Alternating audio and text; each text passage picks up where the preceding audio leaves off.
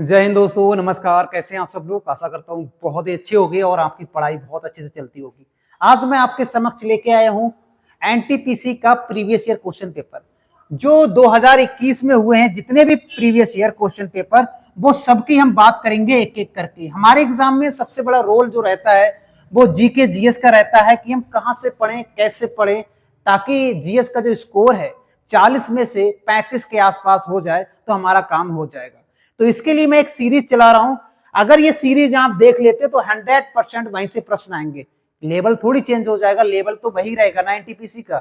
हम क्या करेंगे, जैसे मान लेते हैं एनटीपीसी में प्रश्न पूछा गया था कि भारत में किस तारीख को वर्ष का सबसे छोटा दिन होता है, तो इसके आसपास में जितने भी प्रश्न होंगे वो हम कर पाएंगे। इस प्रकार से मैंने डिजाइन किया है। ये कोई फेक क्वेश्चंस नहीं है, ये सारे रियल प्रश्न है जो एग्जाम में पूछे गए एग्जिट।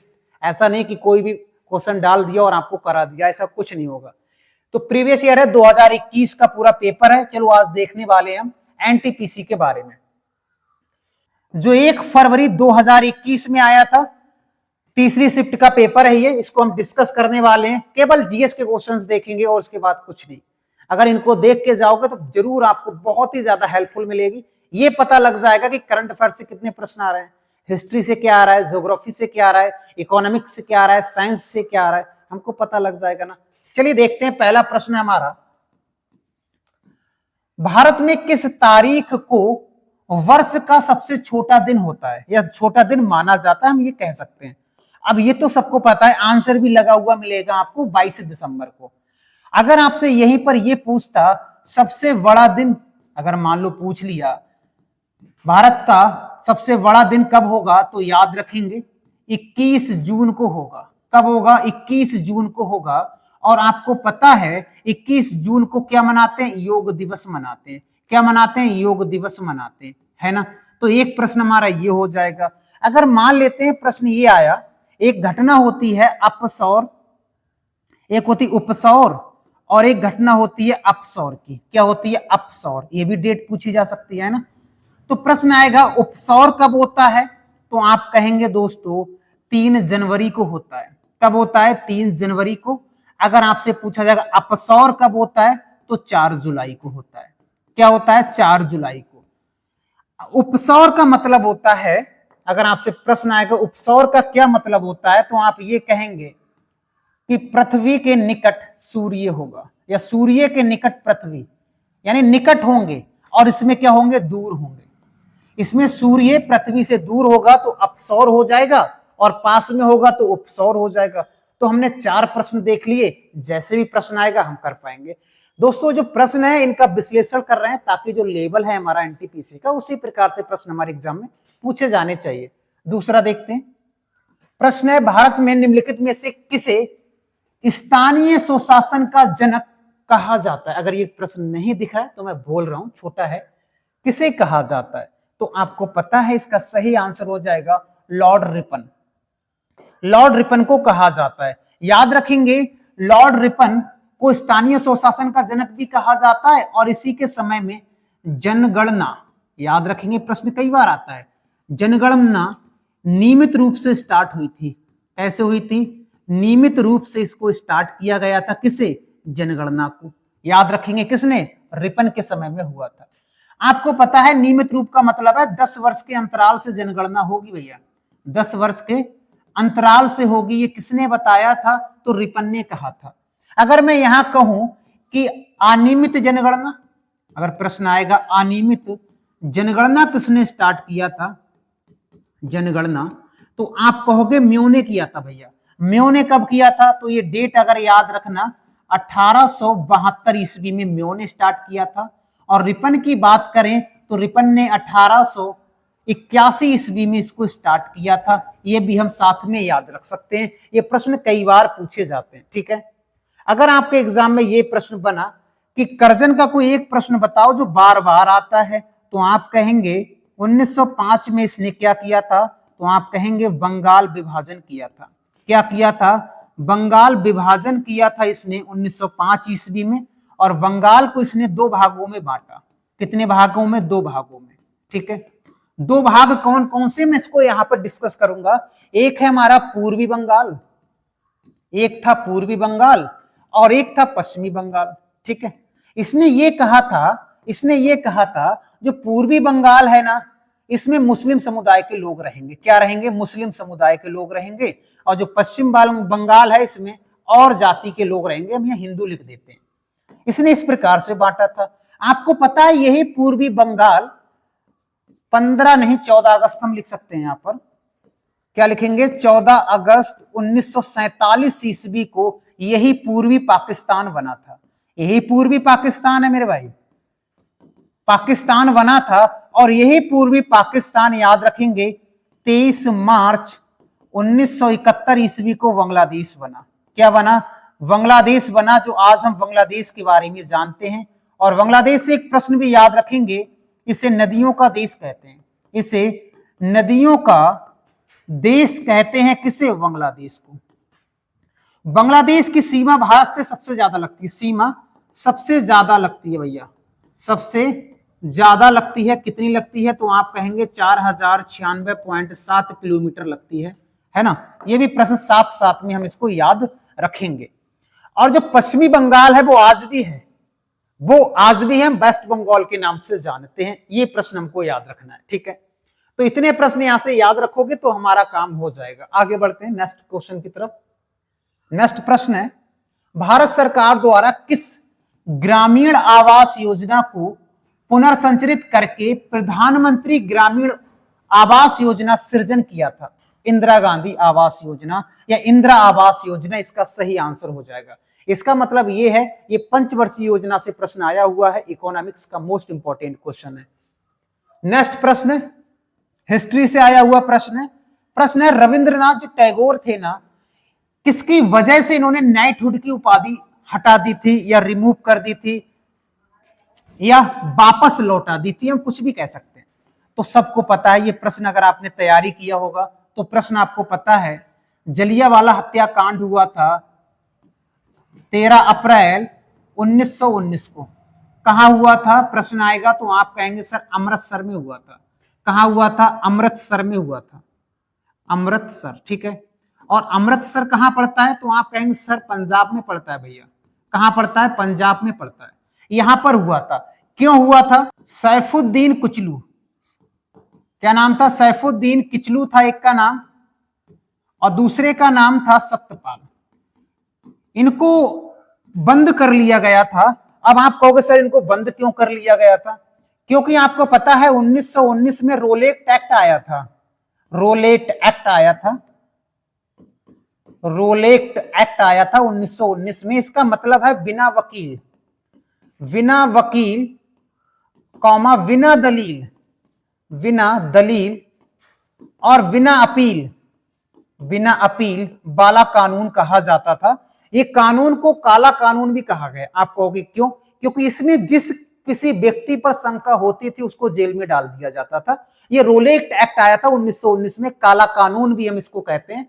तो इसी की वजह से सैफुद्दीन किचलू और सत्यपाल जी को बंद कर लिया गया था, जिसके कारण से 13 अप्रैल 1919 को जो जनरल डायर था ना, जनरल डायर ने गोली मारने का आदेश दिया और वहां पर हजारों लोग मारे गए थे। और यही जो जनरल डायर है ना, इसी को 1940 ईस्वी में एक व्यक्ति मार के आता है। इसका नाम क्या है? उधम सिंह। क्या है? उधम सिंह का नाम आपने सुना होगा। और उधम सिंह डिस्ट्रिक्ट भी है उत्तराखंड में, उधम सिंह है ना। तो उन्हीं के नाम पर एक जिला भी बनाया गया था। ये उधम सिंह वही है जिसने बदला लिया था जाकर किसका? जलियांवाले हत्याकांड का। ठीक है, ये याद रखेंगे। साथ में अगर प्रश्न ये आया कि चौरा चौरी कांड कब हुआ था, प्रश्न आ सकता है और आया भी है अदर शिफ्टों में, तो आप कहेंगे 4 फरवरी 1922 ईस्वी को ये हुआ था मेरे भाई। कहां हुआ था? तो आप कहेंगे ये गोरखपुर में हुआ था। कहां हुआ था? ये गोरखपुर में हुआ था।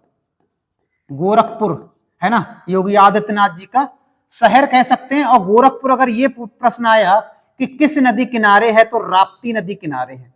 राप्ती नदी है एक, उसके किनारे गोरखपुर शहर बसा हुआ है। और जो चौरा चौरी कांड हुआ था, इसमें पुलिस थाने में आग लगवा दिया और बहुत सारे पुलिस थाने के जो अधिकारी थे वो मर गए थे, जिसके कारण से गांधी जी ने एक बहुत इंपॉर्टेंट एक आंदोलन चला रहे थे, असहयोग आंदोलन। नाम तो सुना होगा ना, 1920 ईस्वी में स्टार्ट किया था। वही असहयोग आंदोलन को वापस ले लिया गया था चौरा चौरी कांड के कारण। इतनी बात समझ में आ गई। अगर आपसे यह प्रश्न आया, भाई बहुत इंपॉर्टेंट सेशन होने वाला है ये, काकोरी हत्याकांड कब हुआ था, अगर ये प्रश्न आया तो आप कहेंगे 9 अगस्त को हुआ था। भाई 9 अगस्त 1925 ईस्वी में हुआ था। इसमें राम प्रसाद बिस्मिल थे, लाहौरी थे, और इसमें चंद्रशेखर आजाद भी थे, लेकिन चंद्रशेखर आजाद यहां से फरार हो गए थे। अगर यह प्रश्न आया भगत सिंह, सुखदेव और राजगुरु को फांसी कब दे दी गई, 23 मार्च 1931 का डेट हमको याद रखना है।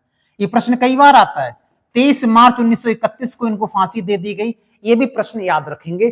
तो इतने प्रश्न अगर हमको याद हैं तो हमारा काम हो जाएगा। इसका सही आंसर जलियांवाला हत्याकांड हो जाएगा। अगर प्रश्न आया कि भारत छोड़ो आंदोलन किस शहर से शुरू हुआ था, भारत छोड़ो आंदोलन की अगर मैं बात करूंगा तो शहर से पहले तो हम ये स्टार्ट देखेंगे कि भारत छोड़ो आंदोलन कब स्टार्ट हुआ, शहर हम बाद में देखेंगे। अगर कब पूछा जाए तो हमारा आंसर हो जाएगा 8 अगस्त। कब? 8 अगस्त 1942 ईस्वी को इसको स्टार्ट किया गया था। बंबई के ग्वालियर टैंक से इसको स्टार्ट किया गया था, और इसी आंदोलन में करो या मरो का नारा भी दिया था। करो या मरो का नारा किसने दिया था? गांधी जी के द्वारा दिया गया था। हमको याद रखना है भारत छोड़ो आंदोलन तो कब स्टार्ट हुआ हम ये भी बता सकते हैं बहुत आसानी तरीके से। उसके बाद नेक्स्ट बढ़ते हैं।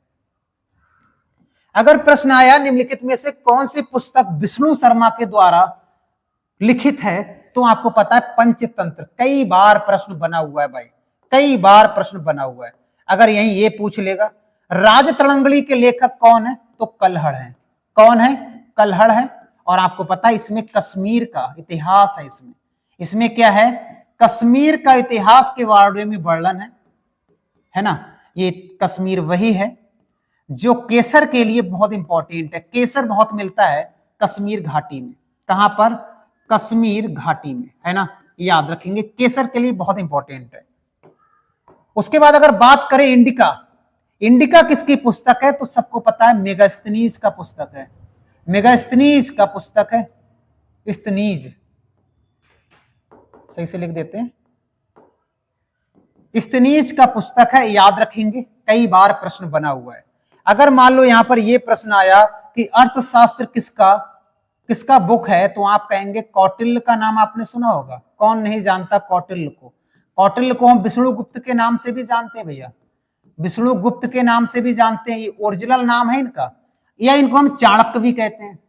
चाणक्य, है ना, चाणक्य की नीति सब लोग जानते हैं। इन्हीं के द्वारा ये लिखा गया था अर्थशास्त्र, और इसमें प्रशासन के बारे में बताया गया है।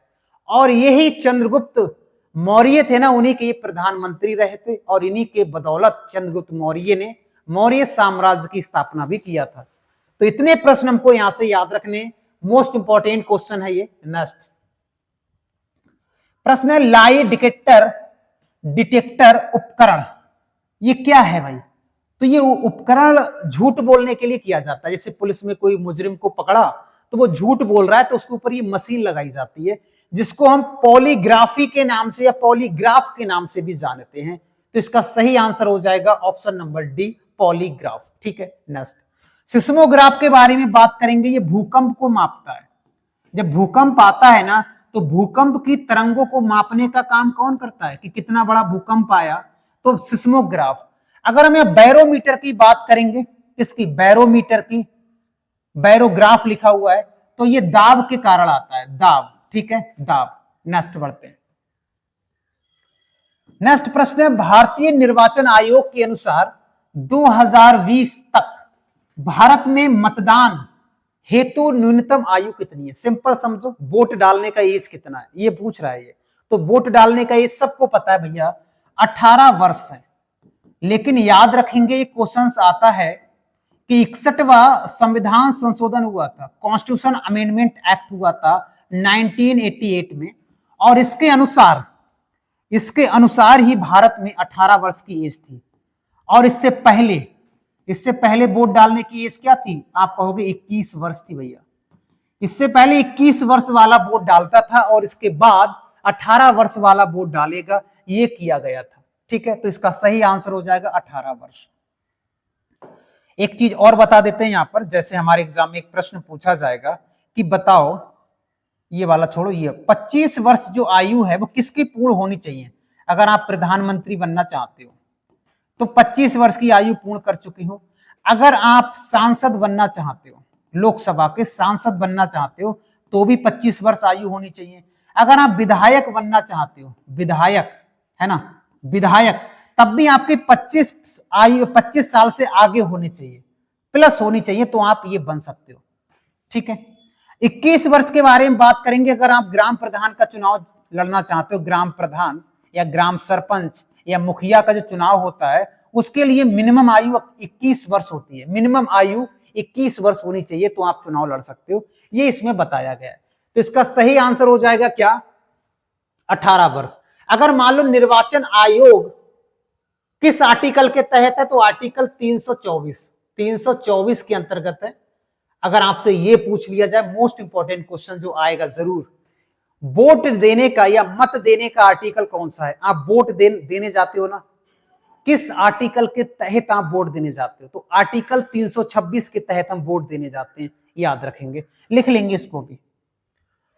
नेक्स्ट प्रश्न है, हरित क्रांति निम्नलिखित में से किससे संबंधित है? हरित क्रांति आई थी ना, कब आई थी? पहले इसको हम डिस्कस करते हैं, उसके बाद आगे बढ़ेंगे। देखो, 1962 में चाइना के साथ युद्ध हुआ था, और 1965 में पाकिस्तान के साथ युद्ध हुआ था, और 1966 में एक अकाल पड़ा था बहुत तगड़ा, बहुत लाखों लोग इसमें मारे गए थे, और इस समय इतनी भुखमरी थी कि भारत के पास खाने के लिए कुछ नहीं था, कुछ भी नहीं था, तो भूख के मारे बहुत लोग मारे गए, जिसके कारण से एक व्यक्ति का नाम कई बार आता है, एम.एस. स्वामीनाथन। एम.एस. स्वामीनाथन ने 1966-67, कहीं कहीं 68 भी लिखा हुआ मिलेगा, और हरित क्रांति स्टार्ट किया था, और यही जनक है हरित क्रांति के। कौन है? यही जनक है हरित क्रांति के, हमको याद रखना है। अगर यहां पर मैं ये बात कहूं कि विश्व में बताओ भाई, विश्व में हरित क्रांति के जनक कौन है विश्व में, तो कई बार प्रश्न बना हुआ है, तो आप कहेंगे अर्नेस्ट बोरलॉग। अर्नेस्ट बोरलॉग, ठीक है, याद रखेंगे, कई बार प्रश्न बना हुआ है। तो प्रश्न आया हरित क्रांति किससे संबंधित है, तो आप कहेंगे खाद्यान्न और अनाज उत्पादन से संबंधित है। खाने के लिए हमारे पास कुछ नहीं था, तो खाद्यान्न के लिए और अनाज को उत्पादन में वृद्धि हो, इसके लिए इसको चलाया गया था। जो स्वामीनाथन जी थे ना, ये गए थे मैक्सिको। मैक्सिको अमेरिका के जस्ट नीचे पड़ता है, और मैक्सिको से गेहूं की वैरायटी लेके आए थे, ऐसी गेहूं की वैरायटी लेके आए थे, गेहूं और चावल का, जिसकी उन्नत किस्म बहुत अच्छी थी। यानी अगर ये चावल या गेहूं का बीज अगर आप अपनी खेती में मतलब अपने खेत में बो दोगे, तो जैसे मान लो वर्तमान में उस समय 1 एकड़ में 10 कुंटल निकलता था, अगर इस बीज को बोगे तो 1 एकड़ में 25-30 कुंटल निकलेगा। इस प्रकार का ये लगाया गया था, लेकिन बहुत सारी जगहों पर भारत में ये कामयाब नहीं हो पाया। कामयाब केवल जो हुआ था वो कुछ ही क्षेत्रों में हुआ था। एक तो पंजाब में हुआ था, एक हरियाणा में हुआ था, और वेस्टर्न यूपी में हुआ था। सबसे ज्यादा प्रभाव अगर पूछा जाए हरित क्रांति का कहां देखने को मिलता है, तो हमारा आंसर हो जाएगा पंजाब, हरियाणा और वेस्ट यूपी में देखा गया है। ठीक है, तो इतने प्रश्न हमको याद रखने हैं। बाकी आपसे पूछ रहेगा दुग्ध उत्पादन के लिए क्या चलाया गया था, तो आप कहेंगे श्वेत क्रांति चलाई गई थी दुग्ध उत्पादन के लिए, क्रांति। और श्वेत क्रांति का ऑपरेशन फ्लड चलाया गया था, याद रखेंगे। ठीक है, मछली उत्पादन के लिए नीली क्रांति आई थी। कौन सी आई थी? नीली क्रांति चलाई गई थी। ये कुछ प्रश्न हैं जो हमें याद रखने हैं, हमारे एग्जाम में यहां से बहुत सारे प्रश्न बन सकते हैं। ठीक है, नेक्स्ट बढ़ते हैं। प्लासी के युद्ध के समय बंगाल का नवाब कौन था? अगर आपसे कोई ये पूछेगा जैसे भारत गुलाम हो गया था, इसका नींव कहां से पड़ना स्टार्ट हुआ, भारत गुलाम कैसे हो गया, तो ये प्लासी का युद्ध था, जहां से एक नींव पड़ा था भारत को गुलाम करने के लिए। अब प्लासी का युद्ध कब हुआ था, पहले तो हम इसको बात करेंगे। तो प्लासी का युद्ध हुआ था, यहां पर डेट लिख देते हैं, 1757 ईस्वी में प्लासी का युद्ध हुआ था। एक तरफ थे रॉबर्ट क्लाइव, और दूसरी तरफ था सिराजुद्दौला। दूसरी तरफ कौन था? सिराजुद्दौला। यहां सी लिख देता हूं मैं, केवल सी, है ना, सी लिख देता हूं। सिराजुद्दौला था। हुआ क्या था, जो सिराजुद्दौला का एक सेनापति था जिसका नाम था मीर जाफर, सेनापति था, ये जाकर मिल गया था अंग्रेजों में। अब मान लो आपका मेन व्यक्ति या मेन सेनापति ही मिल जाएगा तो युद्ध कहां से हो जाएगा। तो ये कोई निर्णायक युद्ध नहीं था, ऐसे ही ये जीत गया था रॉबर्ट क्लाइव। बाद में ये कहा गया था कि क्लाइव का गधा किसे कहते हैं, क्लाइव का गधा किसे कहते हैं, तो मीर जाफर को ही कहा जाता है। इसे याद रखेंगे, ठीक है। ये था मीर जाफर लिखा है ना, यही था सेनापति, यही दलाली मार गया था बीच में, याद रखेंगे। अगर मान लो यहां से एक दो मैं युद्ध और लिख दूं यहां पर, जो आप याद कर लेना। जैसे आपसे पूछा जाएगा बक्सर का युद्ध कब हुआ था, तो आप कहेंगे 1764 में। आपसे पूछा जाएगा कि बता दो भैया बेदरा का युद्ध कब हुआ था, 1759 में। आपसे पूछा जाएगा कि बॉन्डीवास का युद्ध कब हुआ था, 1760 ईस्वी में।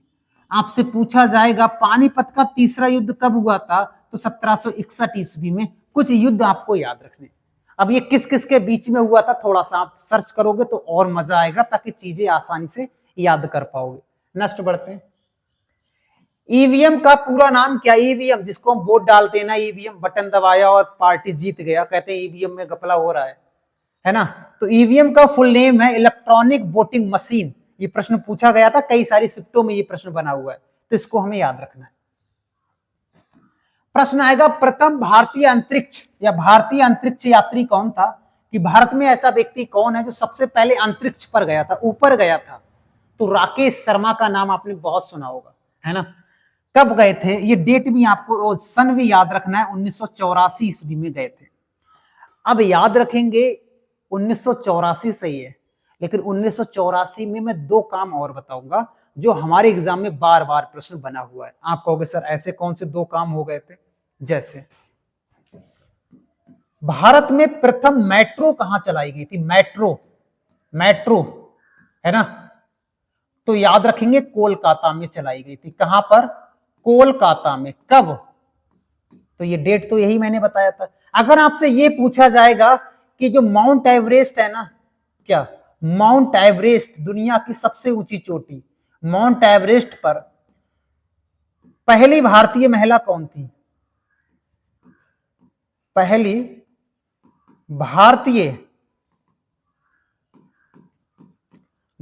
महिला कौन थी, तो आप कहेंगे सर बछेंद्री पाल या बछेंद्री पाल, है ना, बछेंद्री पाल। लेकिन उन्होंने चढ़ाई कब किया था, तो डेट आपको यही याद रखनी है। एक प्रश्न मैं और बता रहा हूं भैया, यहां पर एक प्रश्न और याद आ गया, ये भी याद रखना। एक ऑपरेशन चलाया गया था सियाचिन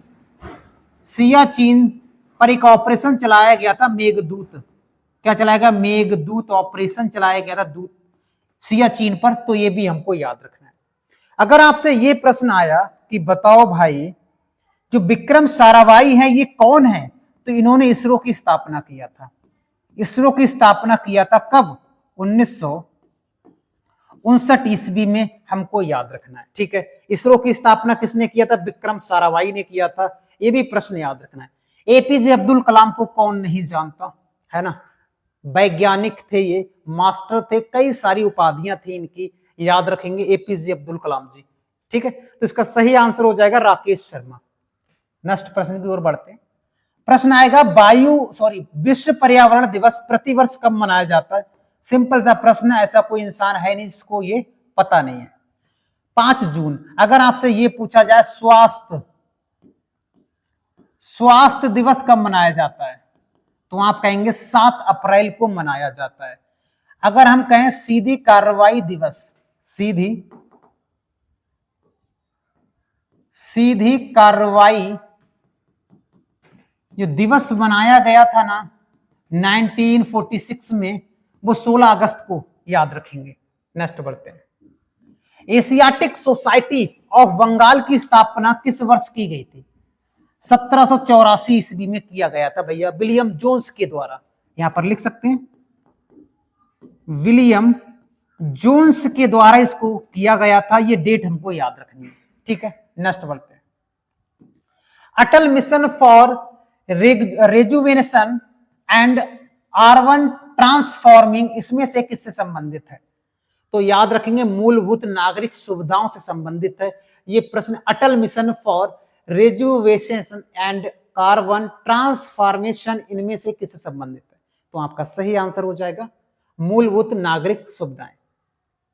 हमारा सौर मंडल, जहां हम रहते हैं, सौर मंडल 8 ग्रह हैं, उसमें हमारा जो सौर मंडल है वो किस गैलेक्सी का हिस्सा है?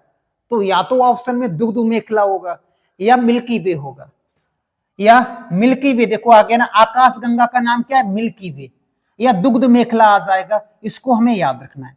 यहां पर कुछ प्रश्न मैं आपको बता रहा हूं, ये आपको याद रखना है, जैसे बहुत इंपॉर्टेंट है हमारे लिए। सूर्य के निकट ग्रह कौन सा है? सूर्य के निकट ग्रह, तो आपका आंसर होगा बुध। क्या होगा? बुध। आपसे पूछा जाएगा छोटा ग्रह कौन सा है सौर मंडल का, तो भी ऑप्शन बुध हो जाएगा। आपसे पूछा जाएगा बड़ा ग्रह कौन सा है, सबसे बड़ा ग्रह, तो आपका आंसर होगा बृहस्पति ग्रह हो जाएगा।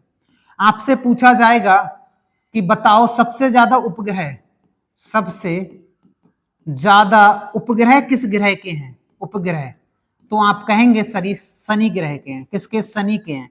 अगर भाई यहां से मैं ये कहूं सबसे कम किसके हैं? सबसे कम, कम की बात करेंगे तो याद रखेंगे बुध का तो कोई नहीं है, 0 बटा सन्नाटा है। शुक्र का भी कुछ नहीं है, इसका भी 0 है। मंगल की बात करेंगे तो मंगल के पास 2 हैं, डिमोस और फिबोस। और जहां हम रहते हैं पृथ्वी के पास एक ही है, जिसे हम चंद्रमा के नाम से जानते हैं, जिसे हम चंद्रमा के नाम से जानते हैं। अगर प्रश्न आया कि सबसे ठंडा बताओ भैया, सबसे ठंडा ग्रह कौन सा है, तो आपका आंसर होगा अरुण। सबसे गर्म पूछा जाए मेरे भाई, सबसे गर्म पूछा जाए तो हमारा आंसर हो जाएगा शुक्र। क्या हो जाएगा? शुक्र। और शुक्र से हमारे एग्जाम में प्रश्न बनता है, इसे चमकीला ग्रह कहते हैं। क्या कहते हैं? चमकीला ग्रह कहते हैं। इसी को सांझ का तारा, सांझ का तारा, भोर का तारा भी कहा जाता है। किसे? शुक्र ग्रह को। अगर पूछा जाए लाल ग्रह किसे कहते हैं, प्रश्न आया हुआ है भैया, तो याद रखेंगे मंगल ग्रह को कहते हैं। किसे कहते हैं? मंगल ग्रह को कहते हैं। इसे याद रखेंगे। अगर जो सेशन में चला रहा हूं, अगर ये सेशन केवल आप देखकर चले जाओगे तो सच बता रहा हूं 40 में से 35 नंबर आपका कहीं नहीं गया है। मैं सभी सेट को इसी प्रकार से डिस्कस करूंगा ताकि हमारे एग्जाम में कैसे भी प्रश्न आएगा तो हम कर पाएंगे। मैंने कितने सारे प्रश्न बनाए एक ही प्रश्न से, तो इसका सही आंसर हो जाएगा मिल्की वे। रायसीना हिल कहां स्थित है भैया? रायसीना, तो सबसे पहले रायसीना से पहले तो हम बात करेंगे भैया कि ये रायसीना है क्या। आपने नाम सुना होगा अरावली का। किसका नाम सुना होगा? अरावली पर्वत। आप कहोगे बिल्कुल सुना है। अरावली जो पर्वत है इसका सबसे ज्यादा विस्तार राजस्थान में है। कहां पर है? राजस्थान में। और इसी का भाग है ये रायसीना, इसी का भाग है अरावली का। जो राष्ट्रपति भवन बना हुआ है ना, वो किस पर है? जो दिल्ली में राष्ट्रपति भवन है बना हुआ, वो किस पहाड़ी पर है? तो रायसीना। रायसीना किसका भाग है? अरावली का। अगर मान लो प्रश्न ये आ जाए कि अरावली की हाईएस्ट पीक बताओ, सबसे ऊंची चोटी बताओ, सबसे ऊंची चोटी बताओ किसकी? अरावली की। तो हमारा आंसर हो जाएगा गुरु शिखर हो जाएगा। क्या हो जाएगा? गुरु शिखर हो जाएगा। इसकी 1722 मीटर ऊंचाई है, जो माउंट आबू पर पड़ता है। माउंट आबू। अब एक प्रश्न यहां पर और बन जाता है, माउंट आबू जब लिख दिया तो एक प्रश्न और बन जाएगा। दिलवाड़ा का जैन मंदिर है एक, दिलवाड़ा का एक जैन मंदिर है, बहुत प्रसिद्ध है। और एक झील है नक्की। ये दोनों झील, एक झील और एक मंदिर, दोनों माउंट आबू पर है राजस्थान में, गुरु शिखर। तो इतने प्रश्न अगर हमको याद है, अगर ये प्रश्न आया, मान लो आ गया कि बताओ अरावली पर्वत का निर्माण कब हुआ था, तो प्री कैम्ब्रियन युग में हुआ था। कैम्ब्रियन युग में हुआ था इसका निर्माण। और ये दुनिया का सबसे प्राचीन है पूरी दुनिया का सबसे प्राचीन पर्वत पूछा जाए, सबसे प्राचीन पर्वत अगर पूछा जाए हमारे एग्जाम में, तो हमारा आंसर हो जाएगा अरावली। इसको याद रखेंगे, ठीक है। चलो मान लो प्रश्न ये आ जाए कि श्रीनगर किस नदी के किनारे है। मान लो अगर प्रश्न आया श्रीनगर जम्मू कश्मीर की राजधानी है ना, किस नदी के किनारे है, तो झेलम नदी लगा के चले आना, सही हो जाएगा। नेक्स्ट बढ़ते हैं। अगर प्रश्न आया हमारे एग्जाम में कि बताइएगा 24 दिसंबर 2014 को भारत के सर्वोच्च नागरिक पुरस्कार भारत रत्न से सम्मानित किया गया था। करंट अफेयर्स का प्रश्न है, आया हुआ है, यानी भारत रत्न से प्रश्न बना हुआ है। तो इसका सही आंसर हो जाएगा मदन मोहन मालवीय को दिया गया था।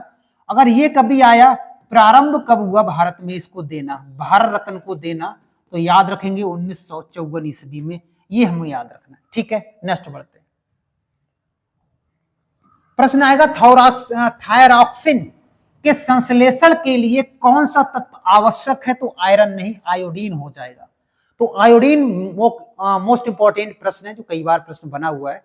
थायरॉक्सिन अगर पूछा जाएगा तो आयोडीन, जिसे घेंगा रोग कहते हैं ना, गर्दन को मोटा हो जाता है, इसी को कहते हैं घेंगा रोग, आयोडीन की नमक कारण होता है ये। प्रोटियम में कितने न्यूट्रॉन होते हैं, कोई नहीं होता, शून्य होते हैं।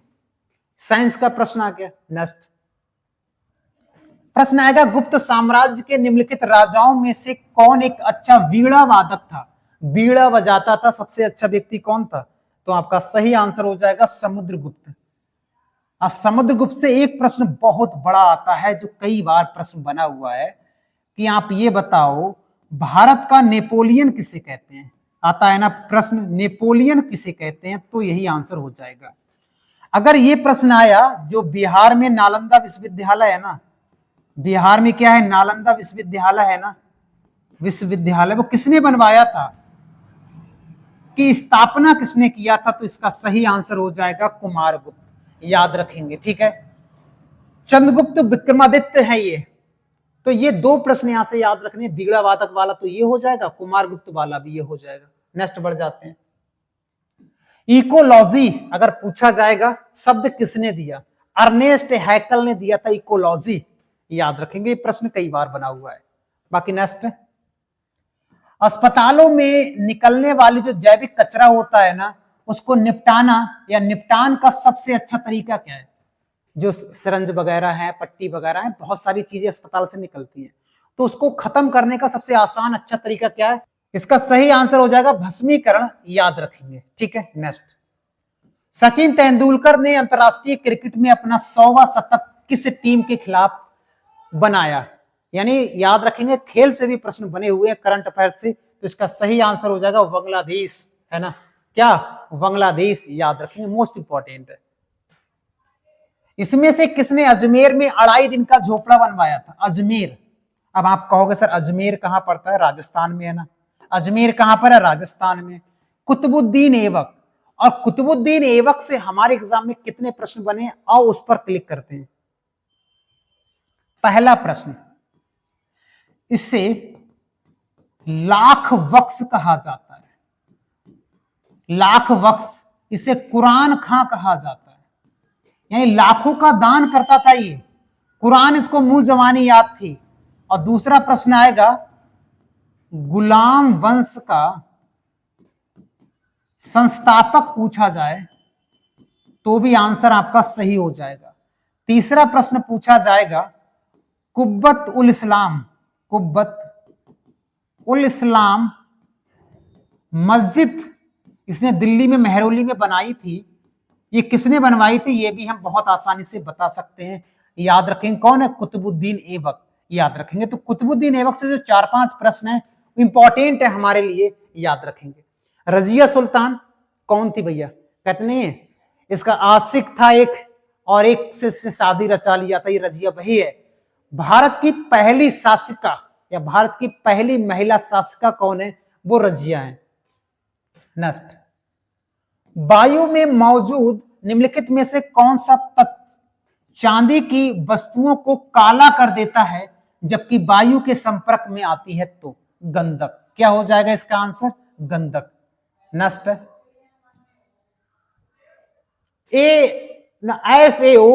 FAO के जो सोफिया 2020 का डाटा के अनुसार कौन सा देश विश्व का सबसे बड़ा मछली उत्पादक देश है, मछली सबसे ज्यादा देश कौन सा निकालता है, तो चाइना हो जाएगा भैया। कौन सा हो जाएगा, चाइना हो जाएगा, याद रखेंगे। अगर मान लो यहां पर एक प्रश्न बना कि मध्य रात्रि का देश किसे कहते हैं, क्या मध्य रात्रि का देश किसे कहते हैं, कहते हैं यहां पर 6 महीना दिन और 6 महीने रात होती है। यहाँ का कुछ ऐसा हिस्सा है वहां पर 6 महीना दिन और 6 महीना रात होती है। नॉर्वे की बात करूं, अलास्का की बात करेंगे, ये 49वां राज्य है अमेरिका का, 49वां राज्य है अमेरिका का अलास्का, है ना। इसे धुआंरों की घाटी भी कहा जाता है अलास्का को। अगर ग्रेट ब्रिटेन की बात करेंगे तो ग्रेट ब्रिटेन कहां पड़ता है, तो ये यूरोप महाद्वीप का एक देश है ना, यूरोप महाद्वीप का अटलांटिक महासागर में स्थित है। चलिए इसके बारे में इतने प्रश्न याद रखेंगे। नेक्स्ट, नासा के अनुसार पृथ्वी की भू सतह का कितना भाग वनों से घिरा हुआ है। ये नासा ने रिसर्च किया, उसके अनुसार इसने देखा कि दुनिया में कितना भाग वन से घिरा हुआ है, तो आप कहेंगे 30% वन से घिरा हुआ है, पूरी दुनिया घिरी हुई है। इसे याद रखेंगे, ठीक है। नेक्स्ट बढ़ते हैं। इनमें से किसे grand old man of India, यानी ओल्ड मैन के नाम से किसको जानते हैं, सबको पता है भैया, दादा भाई नौरोजी को जानते हैं। बाल गंगाधर तिलक की बात करूंगा, इन्होंने होम रूल की स्थापना किया था। होम रूल की स्थापना 1916 में किया था। और इनकी जो मृत्यु थी वो कब हो गई थी, तो आप कहेंगे 1 अगस्त 1920 में इनकी डेथ हो गई थी, बाल गंगाधर तिलक की। इन्हीं के द्वारा गणपति उत्सव कह सकते हैं, गणपति महोत्सव और शिवाजी महोत्सव की शुरुआत की गई थी। किसके द्वारा, तो बाल गंगाधर तिलक जी के द्वारा किया गया था। गांधी जी के बारे में 2-4 फैक्ट हम जान लेते हैं। इनका जन्म कब हुआ था, 2 अक्टूबर 1869 में इनका जन्म हुआ था, पोरबंदर गुजरात में। इनका जो पहला सत्याग्रह या पहला जो काम इन्होंने किया था वो चंपारण में किया था। चंपारण बिहार में पड़ता है मेरे भाई, और ये बात है 1917 की बात है। इन्होंने किया था, 3 कटिया टैक्स लेते थे अंग्रेज, कुछ मतलब 3 गट्ठा एक होता है, माप केंद्र होता है, 3 गट्ठा। ये नील की खेती जबरन कराते थे, तो इसको खत्म किया था गांधी जी के द्वारा। उसके बाद गांधी जी ने एक छोटा आंदोलन और चलाया था, खेड़ा और अहमदाबाद, ये दोनों आंदोलन गुजरात में चलाए थे 1918 में। उसके बाद इन्होंने असहयोग आंदोलन स्टार्ट किया था 1920 में, और इसको वापस दे दिया था, क्यों, चौरा चौरी कांड मैंने बताया था ना, उसके द्वारा से याद रखेंगे। उसके बाद आपको पता है दांडी यात्रा इन्होंने निकाला था ना, दांडी यात्रा 1930 में।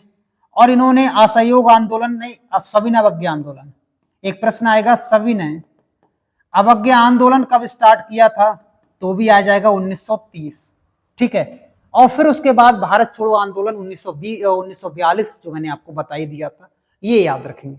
नेक्स्ट बढ़ते हैं भाई। सीधी कार्रवाई दिवस, मोहम्मद अली जिन्ना, जिसने पाकिस्तान की मांग करते करते निकल गया था, मोहम्मद अली जिन्ना, ये बात है कब की, तो मैंने आपको बताया था 16 अगस्त 1946 को। याद रखेंगे, पूरे कलकत्ता में दंगे हो गए थे, ऐसी लाशें पड़ी थी सड़कों पर, उसका दृश्य भी कई बार जब आप सर्च करोगे तो उसका दृश्य भी आपको देखा जाएगा। ऐसी लाशें पड़ी हुई हैं, ऐसी सड़ गई। याद रखेंगे, ये बहुत तगड़ा सीधी कार्रवाई दिवस के रूप में हुआ था। अगर ये प्रश्न आएगा कि ये बताओ भैया, सुभाष चंद्र बोस जी जो थे, इनका एक नारा था, नारा 2 थे। एक नारा था, तुम मुझे खून दो और मैं तुम्हें आजादी दूंगा, और एक नारा था, दिल्ली चलो का नारा किसने दिया था, तब भी सुभाष चंद्र बोस सही आंसर हो जाएगा, है ना, याद रखेंगे। और इन्होंने ही 1939 में फॉरवर्ड ब्लॉक की स्थापना किया था।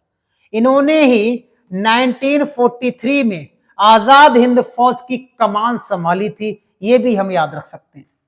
नेक्स्ट, नवंबर 2020 तक प्राप्त जानकारी के अनुसार नीति आयोग के उपाध्यक्ष कौन है। आपको पता है भाई, जैसे बीजेपी सरकार आई थी तो 1 जनवरी 2015 को नीति आयोग का गठन हुआ था, हाँ या ना, गठन हुआ था। और इससे पहले ये योजना आयोग था, इससे पहले क्या था, ये योजना आयोग था। और इसकी स्थापना कब हुई थी, तो 15 मार्च 1950 को इसकी स्थापना हुई थी, ठीक है। अगर ये प्रश्न आया कि इसका काम क्या होता है, योजनाएं बनाना। इसका काम होता है नीति आयोग का भी, और नीति आयोग का अध्यक्ष पूछा जाएगा तो हमेशा प्रधानमंत्री रहेगा, जो भी उस समय प्रधानमंत्री होगा। उस समय जब प्रश्न पूछा गया था तो राजीव कुमार थे, लेकिन वर्तमान में अगर पूछा जाएगा तो सुमन बेरी याद रख लेंगे। तो ये प्रश्न कई बार नीति आयोग से बन सकते हैं। नीति आयोग एक गैर संवैधानिक संस्था है, गैर, संविधान में इसका उल्लेख नहीं है, याद रखेंगे। नेक्स्ट, अंतरराष्ट्रीय प्रकाश दिवस कब मनाया जाता है? तो 16 मई को मनाया जाता है, और 1 मई को मजदूर दिवस मनाया जाता है। ये था अंतिम प्रश्न। कंटेंट कैसा लगा जरूर बताना कमेंट करके। क्या इसी प्रकार से 50 जो प्रैक्टिस सेट या 50 जो एनटीपीसी के एग्जाम हुए हैं सबका इसी प्रकार से ले आए ना, तो आपका सच में बता रहा हूं प्रश्न बिल्कुल गलत नहीं होगा। बिल्कुल एक भी प्रश्न, जो मैंने रेशियो बताया था 40 में से 35 कैसे लेके आए, तो ऐसे ही आएंगे। तो कमेंट करके जरूर बताना कंटेंट कैसा लगा। बाकी मिलते हैं नेक्स्ट वीडियो में। और ये पीडीएफ डाउनलोड करने के लिए आपको क्या करना है, गूगल पर या क्रोम पर आपको जाना है और ये नाम सर्च करना है gsybisnusar.com, वरना मैं तो डिस्क्रिप्शन में इसका लिंक दे दूंगा, वहां से आप क्लिक कर लेना। अगर आपको समझ में नहीं आ रहा है कैसा क्या करना है, तो आप टेलीग्राम पर जा सकते हो, और टेलीग्राम पर GSY विष्णु सर सर्च करोगे, उसको ज्वाइन कर लेना और वहां कमेंट करके मुझे बता देना, मैं प्रॉब्लम सॉल्व कर दूंगा। अगर फिर भी दिक्कत आ रही है तो इसी वीडियो के नीचे आप कमेंट करके बता देना कि ये प्रॉब्लम आ रही है। बाकी कंटेंट कैसा लगा जरूर बताना, चैनल को सब्सक्राइब करना। बाकी मिलते हैं नेक्स्ट वीडियो में, आज के लिए इतना ही। जय हिंद दोस्तों।